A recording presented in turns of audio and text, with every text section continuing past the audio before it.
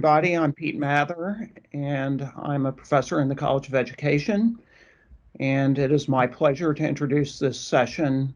Before I get started with the introduction, though, I will mention that our facilitator will be engaging us in activities that will involve paper and either pencils, pens, or crayons, I think, or markers perhaps. So something to write with and write on. So if you want to be looking for those things, that would be great.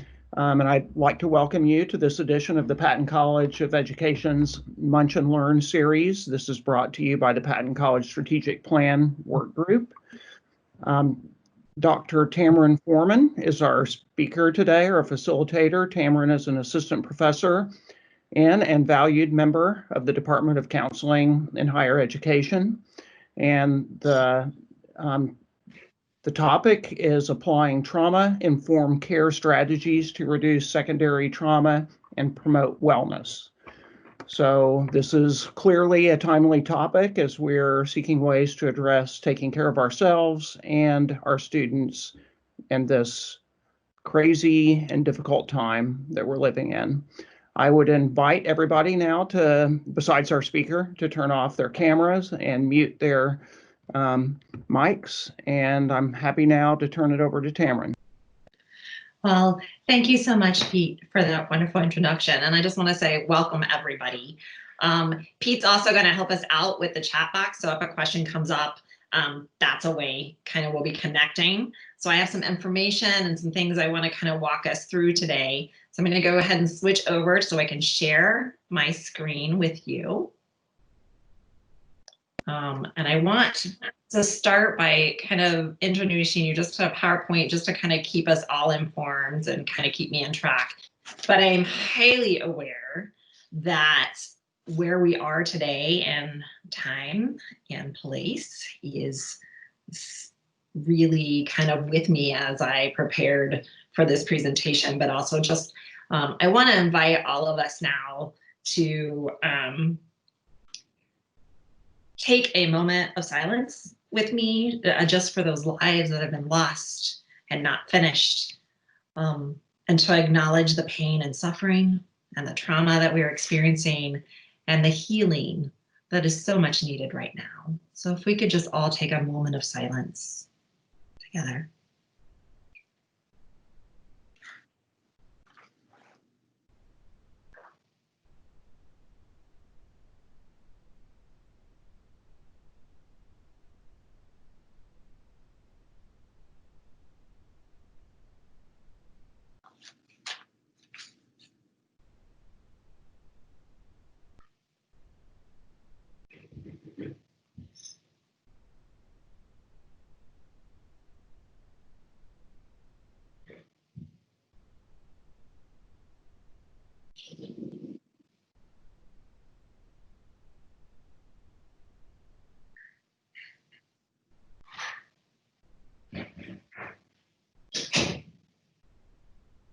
Thank you for joining me for that.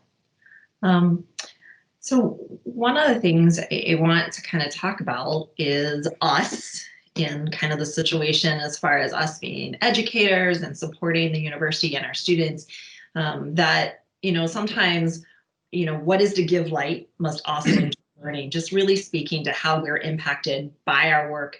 But I also know as an educator that, you know, while we are holding the light to another's path, that we're also learning and brightening our own. So today I'm going to talk about trauma-informed care through that lens, talk a little bit about the ACEs study, get into secondary trauma. This is how we as professionals are impacted by our work.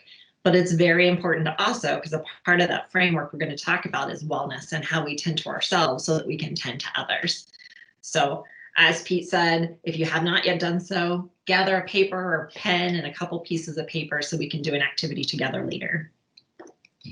So one of the things that I use as a framework for teaching, but also in how I engage with others in my classroom and even in my research, is the trauma-informed care lens, really outlined by SAMHSA, or the Substance Abuse and Mental Health Services Association.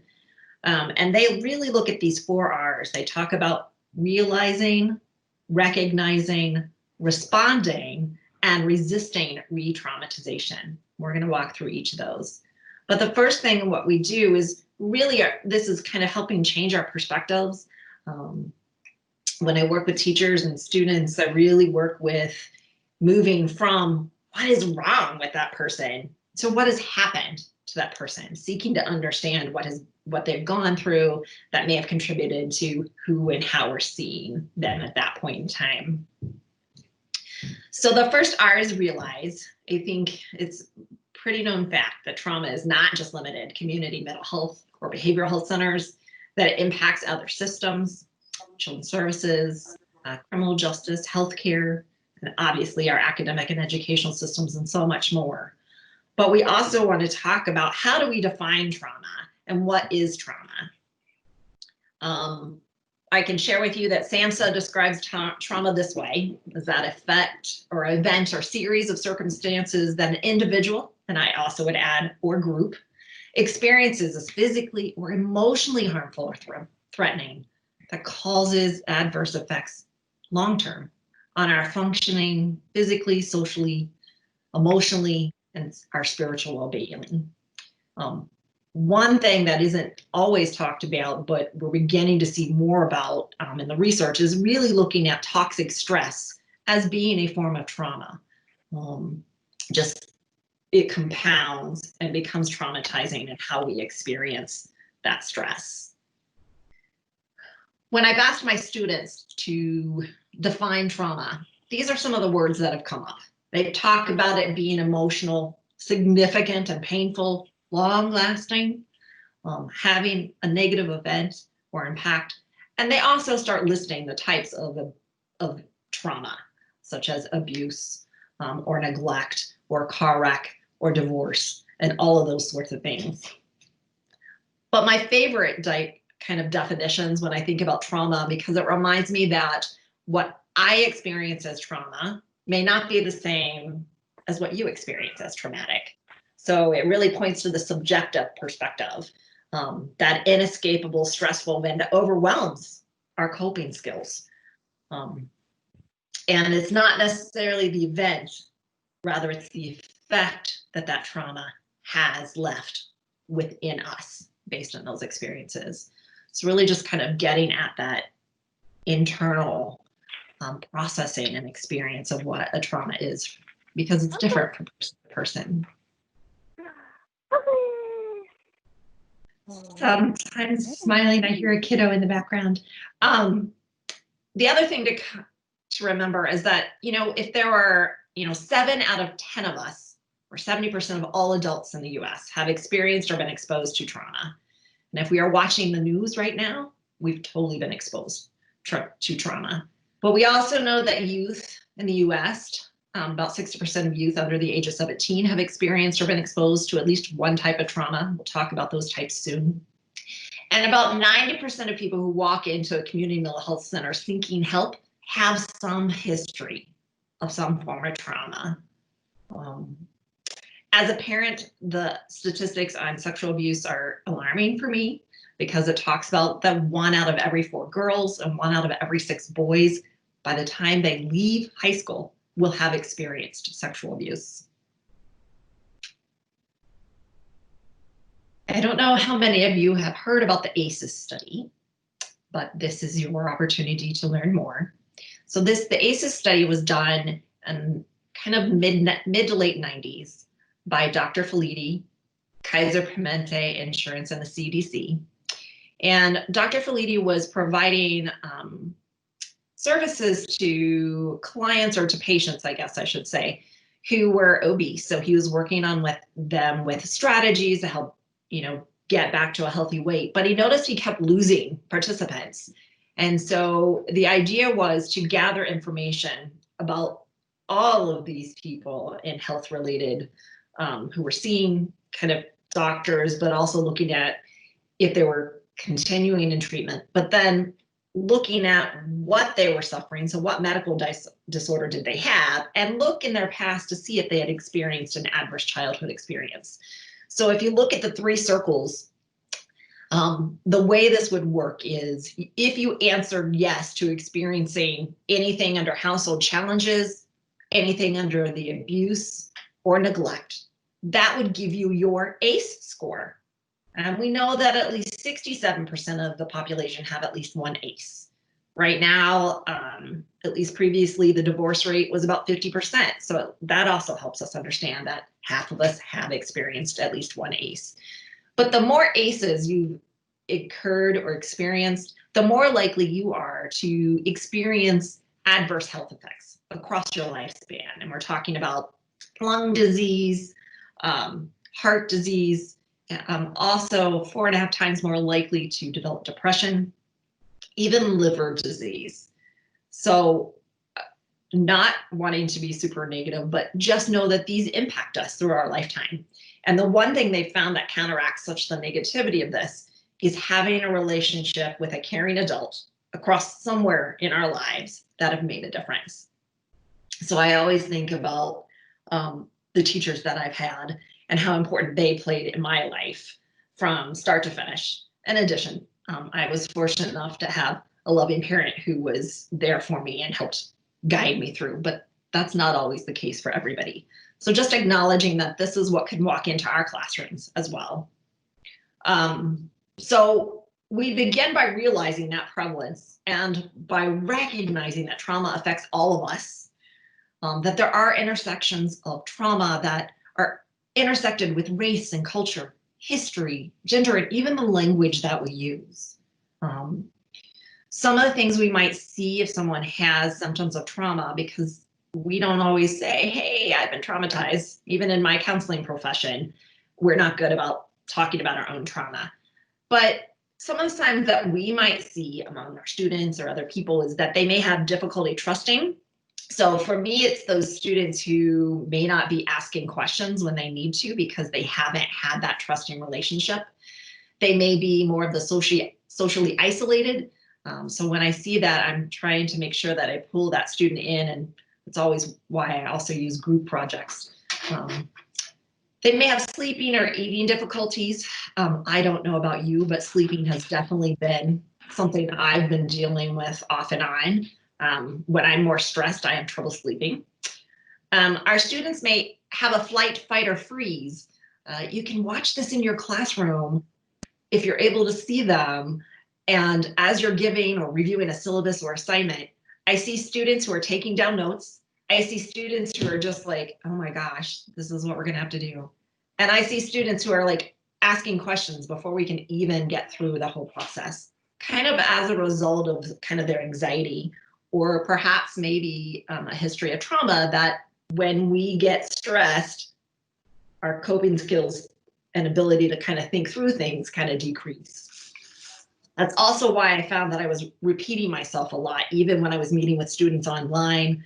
But their ability to kind of remember some important key components was something I had to remind myself that I needed just to repeat. It's not that there's something wrong with their attention span, it's that we are experiencing a global pandemic, and this really played out a part in my classroom. So when we react to trauma, it comes about emotionally, physically, cognitively. When we are stressed, our ability to speak and process things in a logical way shuts down because of how our brain gets hijacked by all of that emotional information. Behaviorally, those things change. I've seen a lot of my daughter's eating and sleeping habits change as a result of just the lack of schedule and not being in school and the difficulty connecting with people. And we also have a lot of existential, how do we find meaning when we don't know what's going to be occurring the next day or the next week? So how do we respond? Well, first, I want to remind you that we're wondering what happened to that person. We're seeking to understand.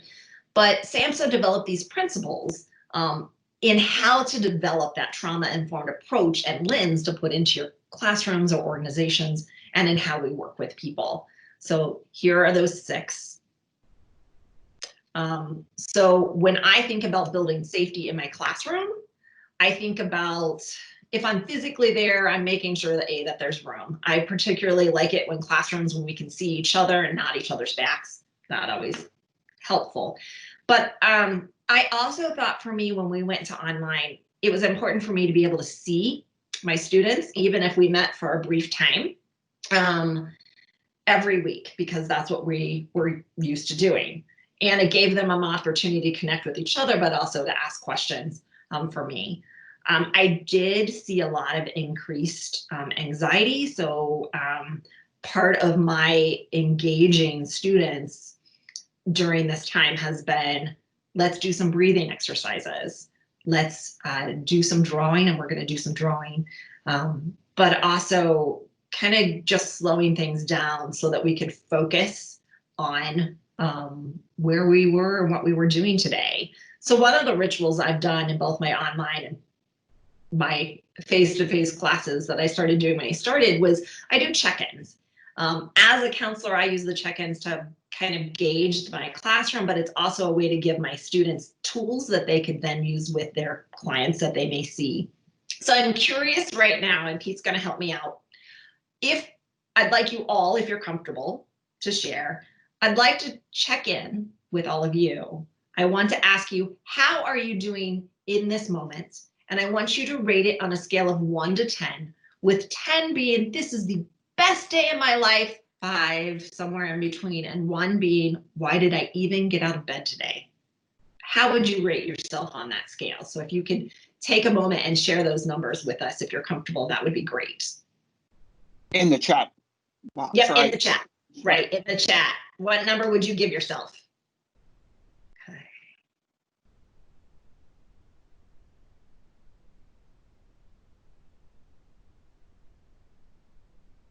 Yeah.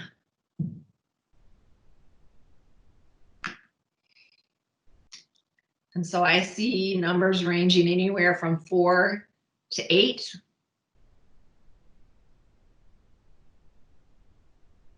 Maybe there was a 9 in there somewhere too. And I always participate in these check-ins too, because I think it's fair that if I ask my students to do something that I also participate. And I also get students who will do this 7.5 or 6.5. I saw a 6.4. So I use these numbers to kind of gauge how I would proceed with my class. We have a wide range of impact and where we're doing today. So I'm hoping that maybe some of the stuff that we share will help kind of bring some of those stress hormones down as we kind of get towards talking about wellness, but also talking about how our impact. This also might, depending on where I am with my students, if the numbers were all below 5, I would probably stop and somehow get us standing up to kind of do some breathing with our arms and coming down, or students, when we're able to meet in person, I noticed their discussions were better when we would stand in a circle than sitting down. So, and then I would change up how fast or how slowly I moved through the kind of content based on those check-ins and what I'd seen. Thank you all so much for sharing your numbers.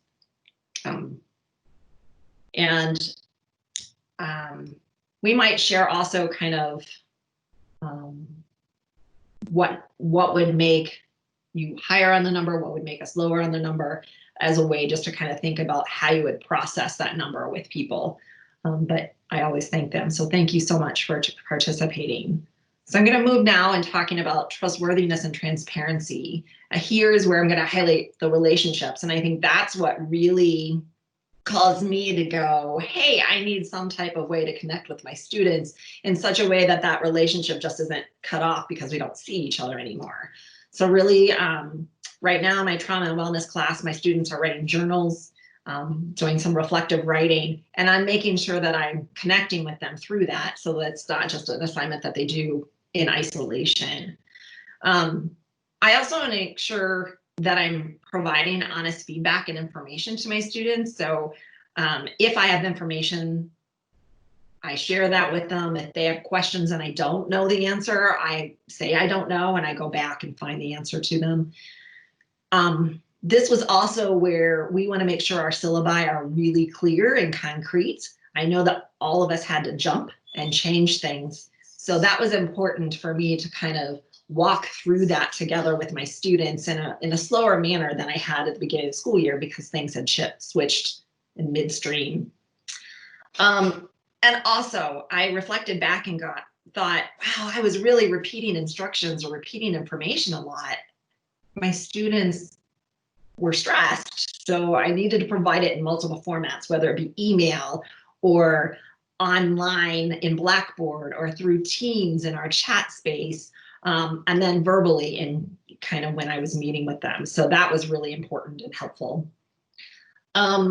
Peer support, I really valued students having the opportunity to kind of work with one another. So we figured out how to do that as groups, creating some team space for them in Teams. There's also a way to do groups in Blackboard, but it really seemed to be an additional way that students were connecting with one another and sought some additional support, especially as we were kind of traveling through this pandemic and still are. It also meant I wanted to include them on how best to do a presentation, whether it be through a video recorded PowerPoint or a live Teams presentation.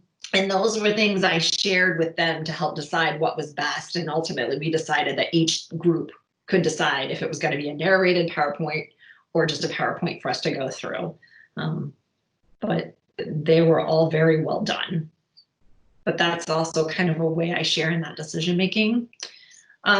Also, another component is really providing space for students to share their voice and have some choices. Service learning is also a wonderful way to do some empowerment of people and empowerment of our students. I also recognize that as I'm speaking, that I'm feeling a little pressured by time. But I want to take a moment for us just to kind of breathe together. So I want to do this grounding technique. So as you can tell, my voice changes a little bit when I go into those. I want you to kind of look around in that space you're in right now. What are 5 things you can touch? So just kind of think in your mind's eye or see. What are 5 things you can touch or feel?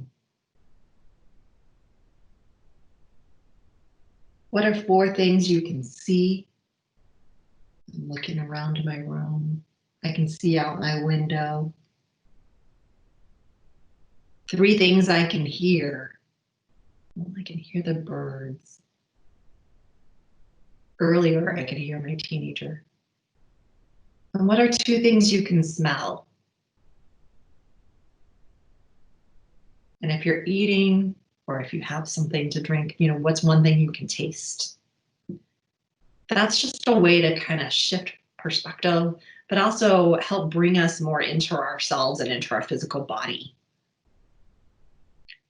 The other thing is, we've kind of talked a little bit, but just to kind of think about the importance of cultural, historical, and gender influences on our lives and how we kind of develop. I know my daughter in 5th grade was told not to assume gender, which I was super pleased that that conversation was happening at that age. And I know one thing that we do is to ask people what their pronouns are and what they want to be called by when they're in class. And that's a way of honoring that gender and cultural kind of influence. And usually it's also helpful to kind of utilize cultural diverse examples or case studies in our readings and making space for conversations. So this is where I get really excited about this model. Yes, we've talked about realizing prevalence and talking about recognizing some signs and symptoms.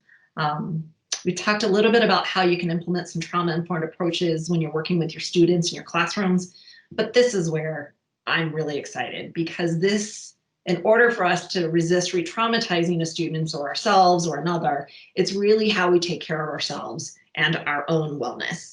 That's really, really important. So we talk about the impact of our work, because I really think about trauma as coming right into that classroom, whether it be online or in person, because all of us are experiencing trauma and have been exposed to trauma, and we may even have other personal histories that are there that impact how we kind of see the world. So there are about 3 terms that we talk about in kind of the literature. We talk about burnout as that psychological strain, really came out kind of early 80s, but it talks about feeling overwhelmed and emotionally fatigued or exhausted by circumstances that may cause us to leave the field. Compassion fatigue is another secondary trauma, which talks about comparing, or the consequences of caring for others can happen again in any field, but especially when bearing witness to the suffering of others. They talk about these symptoms as being very similar to anyone who's experienced post-traumatic stress disorder. So those physical, emotional hypervigilance, always on edge, maybe even having nightmares kind of symptoms can come there. But the one I want to focus on is called vicarious traumatization, because it talks about the inner process and inner experience of us as a helper that happens as a result of our empathic engagement, or the way that we connect with people who've experienced or been exposed to trauma. And it happens, sometimes it will like shake or challenge, and sometimes change our view as ourself is competent, like you're able to do your work, and can lead towards more negative shifts and perceptions of myself as not being capable, others as not being trustworthy, and the world as an unsafe place. So for example, counseling example, as a result, I have a colleague who worked with children who had been sexually abused, and they were, in those stories, most oftentimes sexually abused by an older male. And during that time, as a result of this exposure, my friend said to me, when I become a mom, my child will never sit on Santa Claus's lap. Her belief that all older men, and especially those mall Santa Clauses, were not trustworthy and unsafe happened as a result of her exposure to the stories of abuse that happened when she was a counselor. But I can see, just think about what happens if these are unchecked, that we begin to have those intrusive images, thoughts, and feelings. We might avoid situations like my friend. Social withdrawal. We become increasingly suspicious of others. We might minimize situations, develop hopelessness and depression. So without some intervening or taking care of ourselves, these things can be exacerbated and get worse. Some of the contributing factors, a lot of the research says the less experienced you are. So I talk about my new counselors, or maybe even new teachers, as they go into the field, they haven't been exposed to as much. So when they are exposed to a traumatic experience of another, their thoughts and feelings about their self is being able to handle it, or the world as a safe place, or be kind of shaken, and causes them to kind of wonder if they chose the right field. Less ability to cope, so they may not have very many coping skills. I talked about, definitely increased exposure. So the more exposed we are, the more likely we are to experience some vicarious traumatization. And also, we see higher vicarious traumatized folks with more symptoms when they have less access to supervision. So really important to talk about, how are things going in your classroom, and how have you been impacted, or what have you learned about yourself, and how can we better support you, as a way to kind of mediate and talk about what's going on. But I also know that we are also so blessed to be walking in the journey of these educational pursuits that our students are doing, because we also have the opportunity for post-traumatic growth. So this has been studied by Tedeschi and Can, which came out of Hurricane Katrina, when they were looking at folks and noticing that not all of them were traumatized. They were talking about things that, wow, I feel like I have more strength because of this, going through this. that I have a greater appreciation for my life. And I value those meaningful relationships with myself or with my family even more, and also have a greater capacity for empathy for others. So even though, and it is somewhat normal to be impacted by our work, to be traumatized, but we also have this opportunity for post-traumatic growth to kind of grow forward and build our own kind of meaning and value through our work as well. So I wonder right now, as you kind of think about stress, I want you to just kind of look through any of these questions. And I know we're feeling a little disconnected from others, but I'm grateful to have this opportunity to connect with you this way today. But I'm curious, I'm going to ask another question that you can answer kind of in the chat box. What are some ways your body responds to stress? How do you know your body or you are stressed out? And just share with us, if you're willing, that in this. As far as how does your body react? Yeah.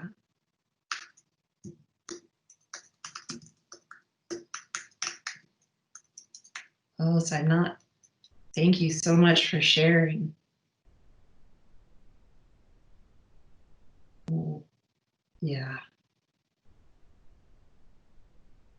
So sleep challenges, the need to take more walks. I know that I've been eating more carbs, headaches, migraines, tightness in our muscles, absolutely.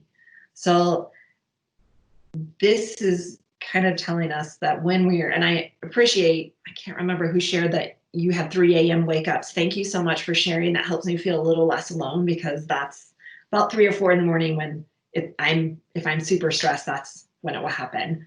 And yeah, totally tightness in our chest. So you can see, you know, this is happening to ourselves, which means it's also happening to our students. So anything that we can do to take care of ourselves, but also help our students understand that importance, helps them be better helpers. So thank you so much for sharing. So we're going to move on, because I want to talk about wellness, but understand that when we are unaware of how our body and mind are impacted, we are most vulnerable to experiencing vicarious traumatization and to be more negatively impacted by our work. So if we think about wellness, I want to emphasize that it is an integrated kind of view of wellness that I'm sharing here. And it was developed by Dr. Myers, Sweeney, and Whitmer, who were counselor educators here at OU. And they really talked about the indivisible self, how that when we are focused on balance and making sure that we're tending to all parts and aspects of ourselves, that we have an opportunity to live more fully. So for example, they talk about our creative self. How are we being creative? What does it look like for ourselves? I'm not talking about any of us being like artists or musicians, but are there parts of yourself that you enjoy doing that you haven't been doing recently? For me, I love to doodle, and I don't think I've been doing that very often. How can I use creativity in my classrooms, but also in my own life to kind of stimulate that part of myself? How have we been doing coping? You know, if my coping skill becomes more negative and I'm deciding that I need to have a beer at 3 o'clock, well, that coping is not a healthy coping mechanism. But how are we taking care of ourselves? We know that the better physically we are at taking care of ourselves, how are we eating, sleeping, exercise, getting out in the sunshine for that natural vitamin D, the better we are at being able to cope and access those coping skills. So for me, it's been yoga has become something I need to do physically, but it also helps me cope because I'm more aware of my breath. Like I had to slow us down a little earlier today, but also socially, am I reaching out to others? And even though we can't reach out and touch or hug somebody, am I calling them? Am I connecting with them? I had a phone call with Perry-Ann Bates, who's also been doing some trauma-informed care teaching strategies for teachers with me. And when we had our FaceTime call, she showed me her garden, and it just meant a lot for me to be able to see the flowers. So how are we connecting with each other? And essential. By this part, they're talking about what brings meaning to our lives. Is it spiritual practices? Is it being out in nature? How do we find meaning and make meaning? And how do we honor all parts of ourselves and balance those? And also think about our emotional self, tending to, are we able to express our emotions? And that can come out in any of these areas as well. So personally and professionally, I think we've heard a lot. Be careful about how much time you watch the news, making sure that you're taking time for yourself to nourish yourself through good food, good conversations, connecting with others. One thing that's hard for some of the counselors and probably even some of the teachers I've worked with is just reminding them that if you're sick, it is okay to take time off. If you need to go on vacation, it's okay to take vacation. Use those sick and vacation days. That's what they're there for your own health. And I wanted to share. I didn't feel like it was right to talk about wellness and trauma without pointing to the fact that, OU does have an employee assistance program.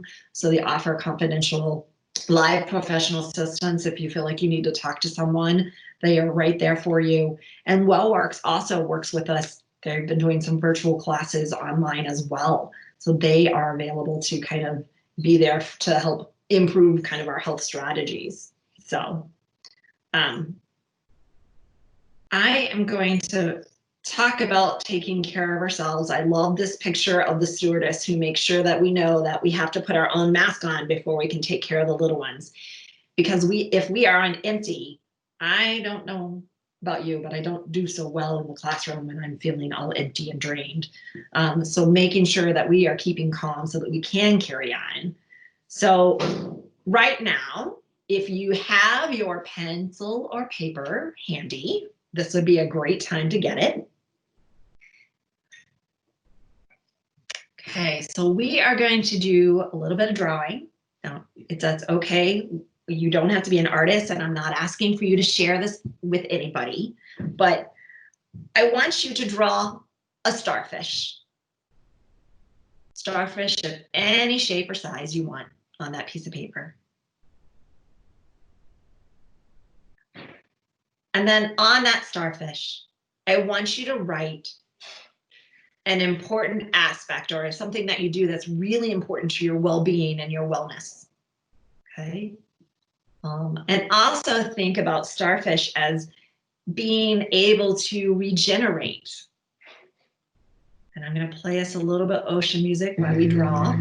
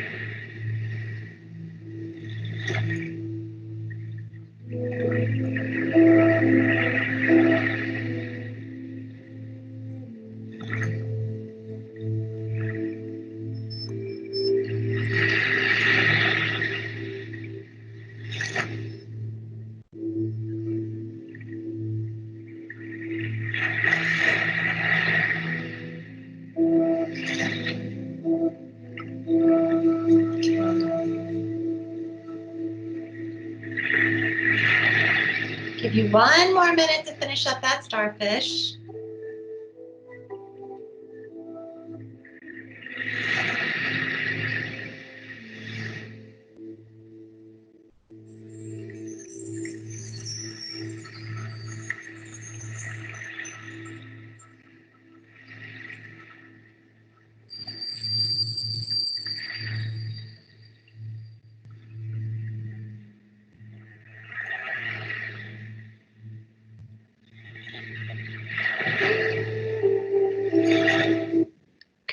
Okay, so you've drawn your first starfish.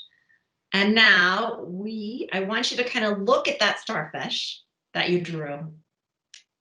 Are there long legs that you want to be shorter or longer to kind of accommodate that wellness need or wellness aspect that's really important to you? And how might you change kind of the shape of starfish to kind of accommodate those aspirations of what you would like to improve on or tend to more or tend less on?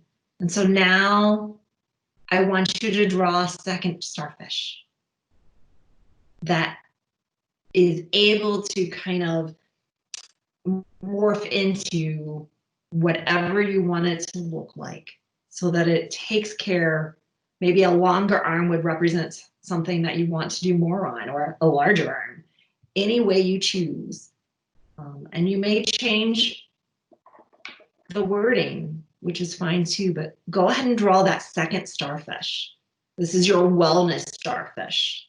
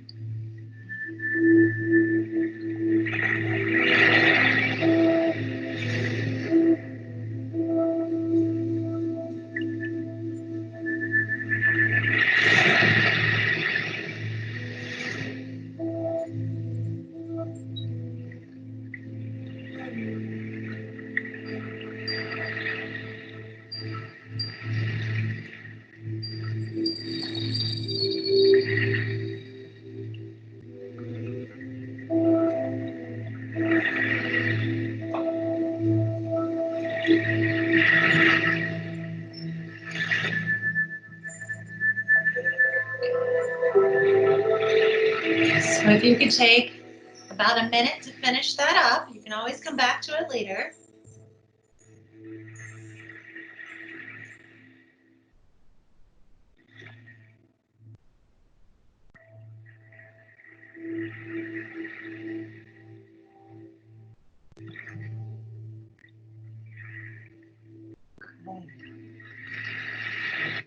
So I've stopped our music. Would anyone like to share kind of what that experience was like, or how your starfish changed? I mean, please feel free to kind of put it in the chat box.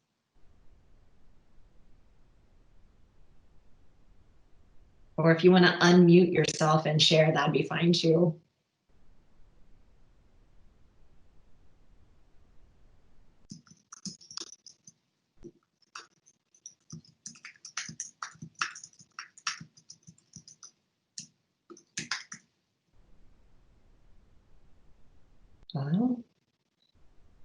So Tom, maybe a more emphasis for you moving forward on your fitness and what that looks like for you. Mm-hmm.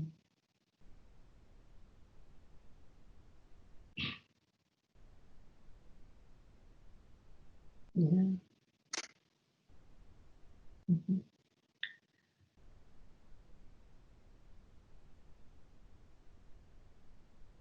Yeah.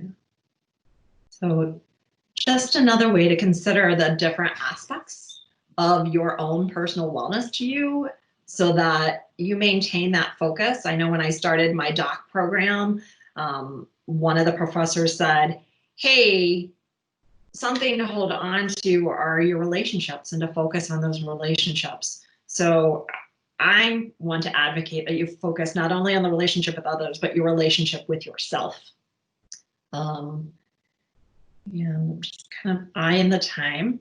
When you have a moment, if you have not had the opportunity to listen to Oprah Winfrey, this is about a 5-minute video And I guess I can go ahead and play that. I want you to just kind of listen to how she expressed and when she became interested in kind of this life-changing story of adverse childhood experiences. For your story for 60 Minutes this week is about childhood trauma. And there's a lot of new science, trauma and care. For anyone who's dealing with a traumatized child, what can they learn from your story? Well, I think that this story is it is my hope that our story on trauma-informed care will not just be impactful, but will also be revolutionary. It certainly has caused a revolution in my own life. And I was struck by the story because it reminded me of my own childhood growing up in Milwaukee. It's not lost on me, the irony of being back in the same city, Milwaukee, where I grew up on welfare, poor, a lot of negative experiences, sexual abuse and all of that. What's the difference between a really bad childhood and being able to overcome that and a traumatic childhood and someone not being able to overcome that? Really, it boils down to something pretty simple.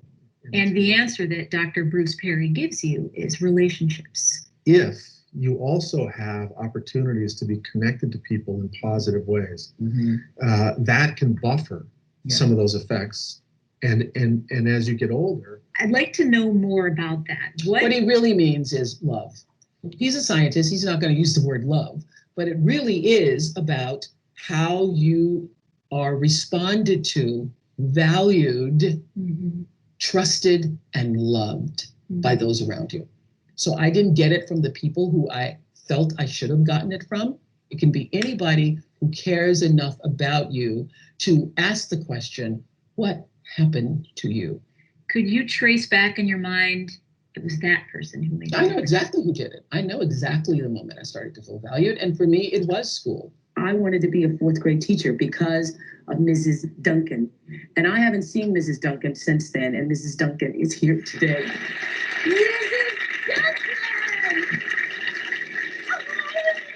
The moment I felt the most value was in my fourth grade class when Mrs. Duncan said to me, I was the one who was chosen to lead the class and whatever it was.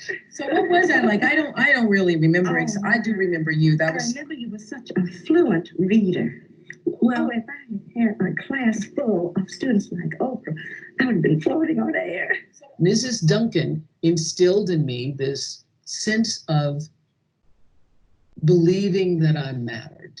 And that is what every human being is looking for. When you first heard that I had done something in life, did you know that it was me?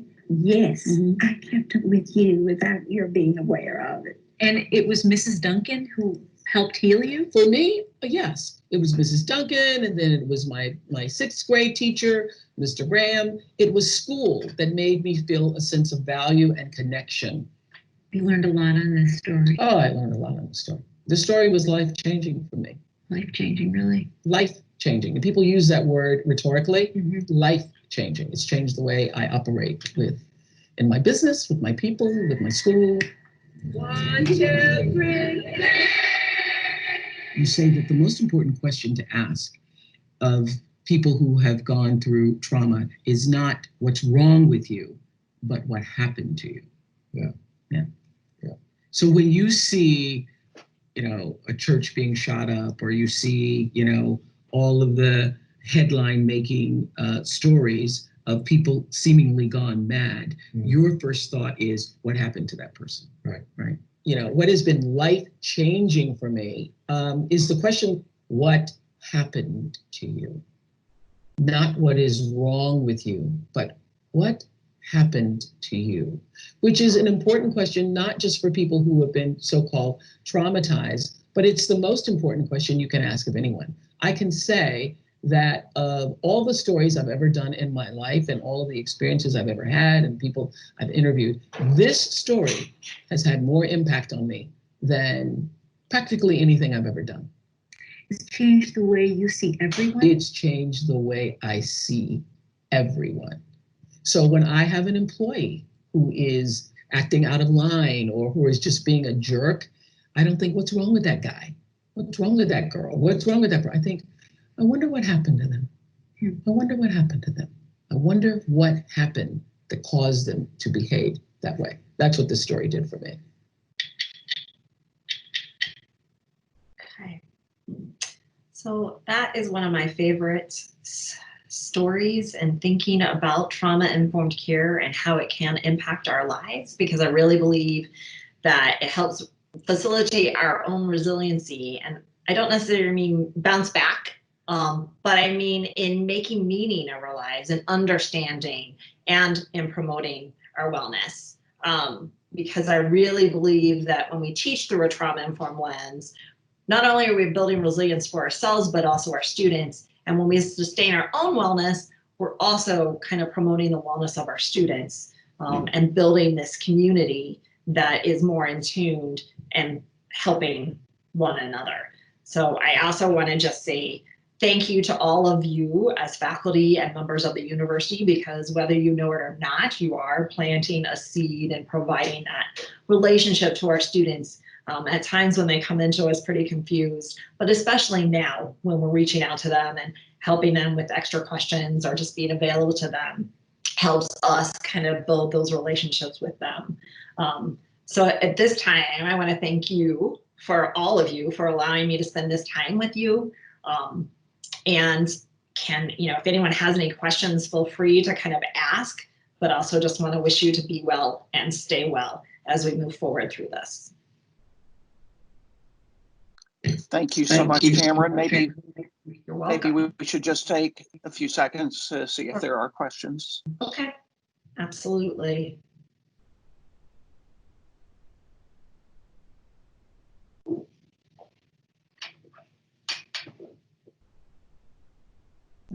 You're very welcome, everybody. Yeah, and Cameron, I wanted to say there were a lot of, if you go back through the chat, you'll see there's a lot of agreement and validation and appreciation for the things that you brought for us today. And for everybody, I wanted to mention, if you have things you'd like to contribute through our Munch and Learn series, there are several of us who are actually on this call now that you can contact later. Myself, Beth Vanderveer, Dwan Robinson, Wendy Adams, Lindsley Ladd, and Dean Renee Middleton, who are part of the committee that's putting this together. So please feel free to reach out to us. And Tamarine, thank you again so much for what you brought to us today. Thank you. Thanks for allowing me that time. All right. Someone asked about large classes. Okay.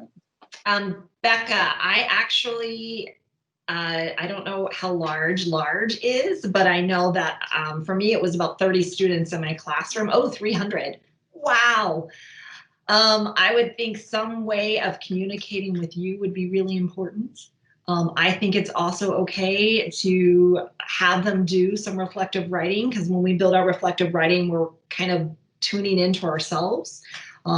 Even if you can do a poll, or I know in Blackboard there's some type of quiz that you can create, like how are you doing, or I use what one word would describe you, and how you're doing today. And then I would use like a word cloud to kind of show everybody where everyone is at that time.